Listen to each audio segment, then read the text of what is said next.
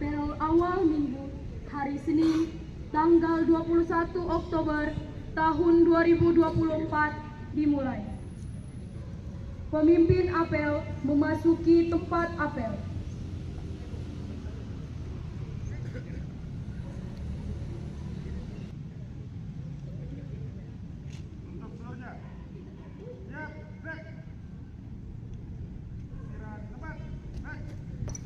Sekretaris Daerah Kabupaten Belu selaku pembina apel mengambil tempat. Penghormatan kepada pembina apel. Hormat, break. Tegap, break.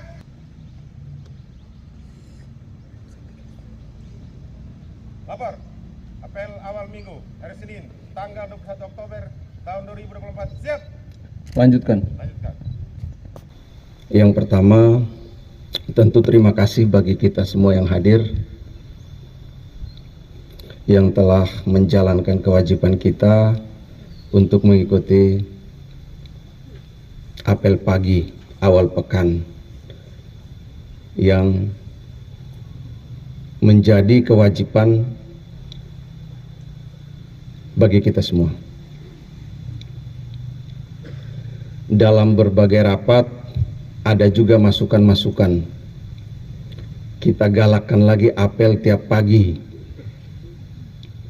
Saya sampaikan itu kembalikan ke para pimpinan OPD. Jangan sampai yang usul paling banyak itu yang tidak hadir setiap kali apel. Oleh sebab itu terima kasih kepada kita sekalian dan juga camat, kepala kelurahan, dan bagi teman-teman semua yang belum berkesempatan hadir, ini tidak bosan-bosannya kami menyampaikan untuk perketat pengawasan melekat secara berjenjang. Tidak ada yang istimewa, ya. Tidak ada yang istimewa. Seluruhnya harus hadir. Kalau ada alasan Senin, alasan ini, Selasa, alasan ini, atau setiap pekan di hari Senin yang bersangkutan ada alasan saja, itu indikasi ada niat untuk mengistimewakan diri. Dan ini perlu ditindak. Karena dalam catatan dan laporan saya ada beberapa sekretaris di dinas yang tidak pernah hadir di sini pagi hari ini. Ini mohon perhatian para pimpinan OPD. Nanti jika saya berkesempatan hadir atau ditugaskan untuk berdiri lagi di sini, secara khusus saya akan mengabsen kehadiran para sekretaris. Karena ini meresahkan di lingkungannya. Ada yang bilang, Bapak Sekda, kami hadir tiap apel, tapi kok sekretaris tidak hadir, istimewanya apa? Saya bilang, sudah lapor pimpinan OPD tahu tidak? Pimpinan OPD tahu. Nah, ini mohon pimpinan OPD untuk menegaskan, disiplin dimulai dari atas. Kalau kita yang pejabat di dalam kantor ini abai untuk hal-hal yang kecil begini, ini akan rusak sistemnya. Mungkin pekan ini sekretaris, pekan depan karena sudah dicontoh, ini mungkin kepala bidangnya. Satu kepala bidang dibiarkan, dua kepala bidang dibiarkan. Lama-lama habis, dan pimpinan OPD sendiri yang hadir untuk berdiri di sana. Ini kan kasihan. Ini baru pada tahapan hadir untuk apel. Jadi ini mohon atensinya. Yang berikut Bapak Ibu, ini sudah menjelang akhir bulan Oktober. Jadi dalam tata waktu pelaksanaan APBD, sebenarnya kegiatan-kegiatan besar itu mestinya sudah hampir selesai. November kita paripurnakan, memasuki Desember di SPJ-kan, selesai. Tetapi dalam pantauan kami,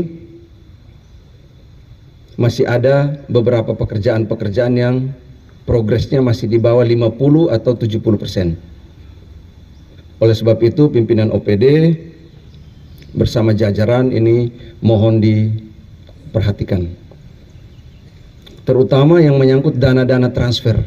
Ini ada batas waktu kapan pencairan, kapan harus SPJ dan sebagainya.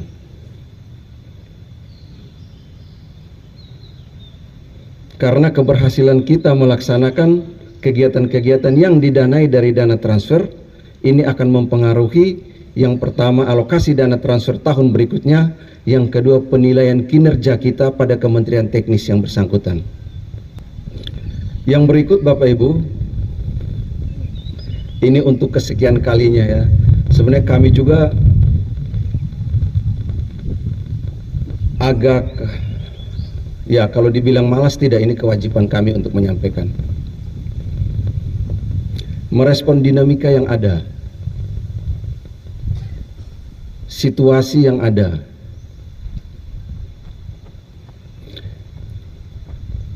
Pekan kemarin rame, saya punya WA, HP itu orang tanya-tanya terus. Dari Jakarta tanya, dari Kupang tanya, Pak Sekda itu betul ke tidak berita itu? Bahwa ada eselon 2 yang jadi administrator grup politik. Jadi saya komentar standar saja.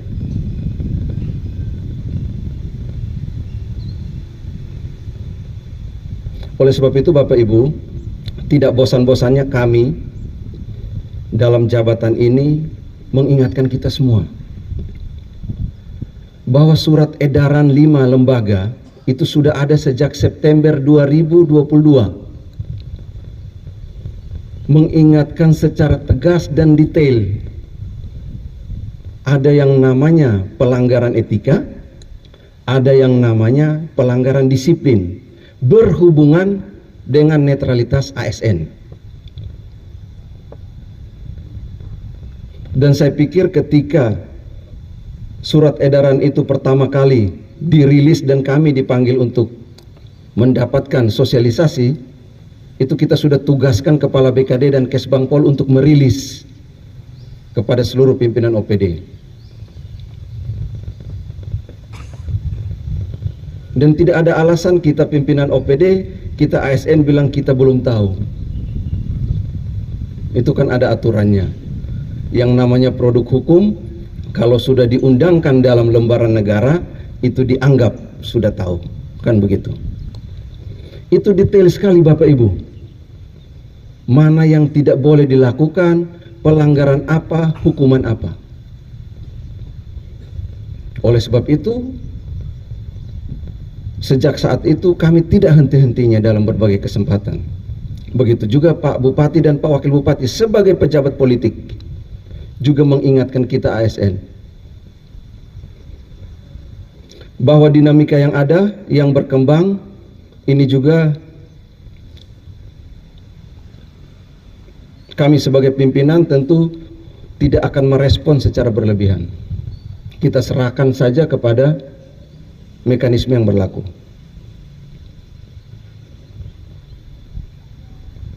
Dan sekali lagi Bapak Ibu, itu asas praduga tak bersalah, ya. Jadi kita yang lain ini juga tidak usah banyak berdiskusi, banyak berspekulasi.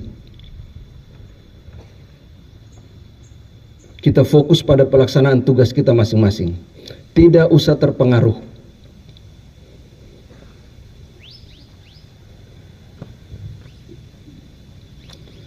Bahwa ada sekitar puluhan ASN yang dilaporkan karena terindikasi melanggar netralitas, itu sekali lagi kita serahkan kepada mekanisme yang berlaku. Sudah ada lembaga yang ditunjuk oleh undang-undang untuk melaksanakan kewenangan itu. Tetapi perlu kami ingatkan, itu adalah asas praduga tak bersalah. Laporan juga sudah sampai kepada kami, diminta agar kami berkoordinasi dengan Bawaslu. Kalau itu benar Bapak Ibu, patut disayangkan Tapi saya harap tidak, karena kita satu korps, ya. Ini kembali lagi saya ingatkan, karena yang dilaporkan itu bukan main-main, jabatan-jabatan pimpinan tinggi administrasi. Saya ingatkan rekan-rekan saya, saudara-saudara saya yang berdiri di samping kanan saya. Ada pejabat pada posisi tertentu yang tugasnya adalah memberikan analisis kepada bupati, malah menjadi administrator grup itu. Ini dugaan, laporan. Ada pejabat pimpinan yang seharusnya mengklarifikasi informasi-informasi, melaksanakan pembinaan informasi publik, malah terlibat di dalam grup itu. Sekali lagi berdasarkan laporan.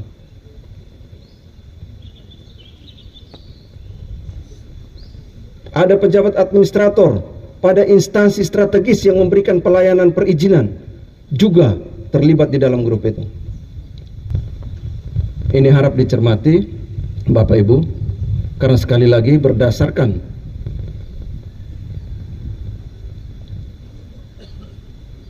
surat edaran bersama, hukumannya juga tidak main-main. Oleh sebab itu berulang kali, bahkan saya masih ingat minggu lalu saya sampaikan di forum ini, bahwa jangan coba-coba.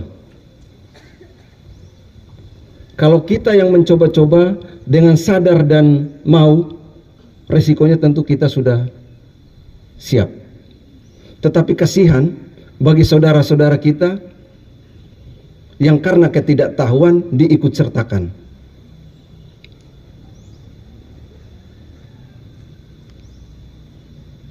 Nah, ini mohon menjadi perhatian. Sekali lagi, selaku pejabat yang berwenang di bidang kepegawaian, saya secara tegas menyatakan bahwa kita kembali kepada mekanisme yang berlaku, dan bahwa ada laporan permintaan untuk kami dan PLT Bupati sebagai PPK berkoordinasi. Ini juga tentu koordinasi akan kita lakukan sebatas kewenangan kita untuk menangani kejadian ini. Tetapi sekali lagi, kita semua sebagai ASN jangan terpengaruh, kita wajib menjaga situasi kondusif sehingga pemilu kada nanti dapat berlangsung dengan baik. Yang terakhir, sebagai satu korps, ya, menjelang hari ulang tahun Korpri yang ke-53, betul ya, 53, 2024 nanti, ini kita dari panitia pengurus sudah merencanakan beberapa kegiatan, ya. Ada perlombaan, ada pertandingan, bahkan saya lihat suratnya sudah disampaikan di grup pimpinan OPD. Ada panitia yang langsung merespon untuk rapat dan sebagainya, itu silakan, ya. Nanti dipersiapkan dengan baik Bapak Ibu pimpinan yang menjadi koordinator masing-masing kegiatan, sehingga nuansa pelaksanaan HUT Korpri tahun ini juga dapat berlangsung dengan baik, dan sekali lagi menjadi salah satu ajang untuk konsolidasi dan meningkatkan soliditas kita sebagai Korpri.